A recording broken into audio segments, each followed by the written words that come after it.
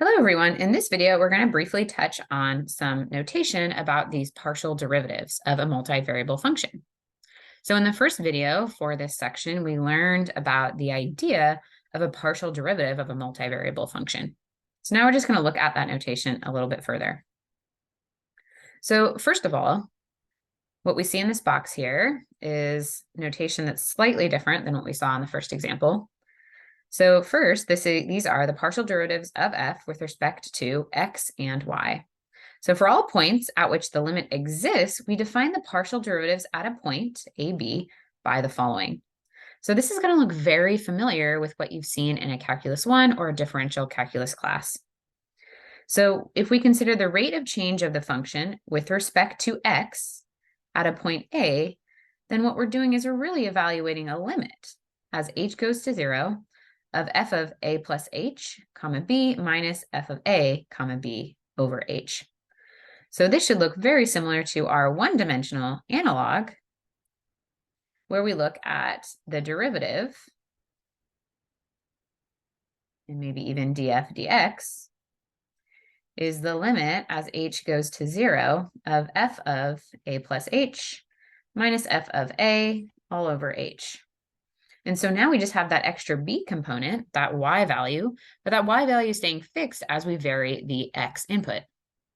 And so how we write that notation often is this f sub x of ab. So this is the derivative at the point ab. And then similar case, we have the same story with taking the rate of change of f with respect to y at a point. Then here we're varying the y, so we look at a limit as h goes to 0 of f of a, comma b plus h minus f of ab all over h. So if we let a and b vary, we have the partial derivative functions.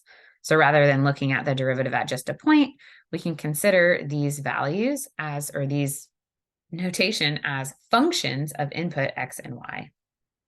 So then just to kind of recap that alternative notation for partial derivatives. So if z is equal to the function f of x, y, then we can often write that partial derivative partial z, partial x, or partial z with respect to x. And in other words, we're looking at the function f, but we're taking the partial derivative with respect to x. So we write a little x here, and then we have x and y inputs.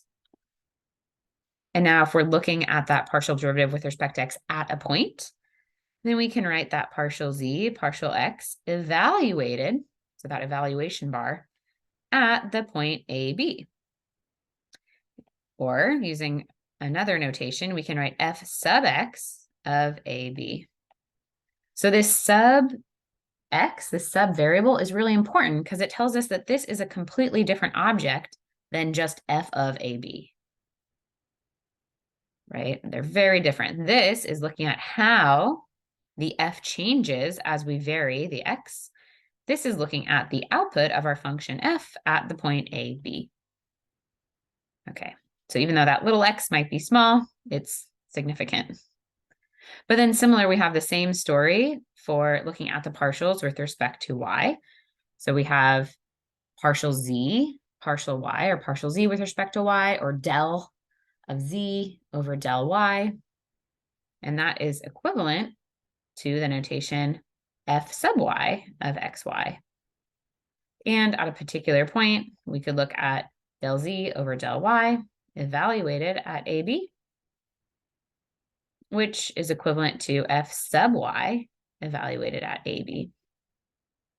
All right, great job going through this notation. The more examples and problems that you work through, the more comfortable this notation will become. Keep up the great work.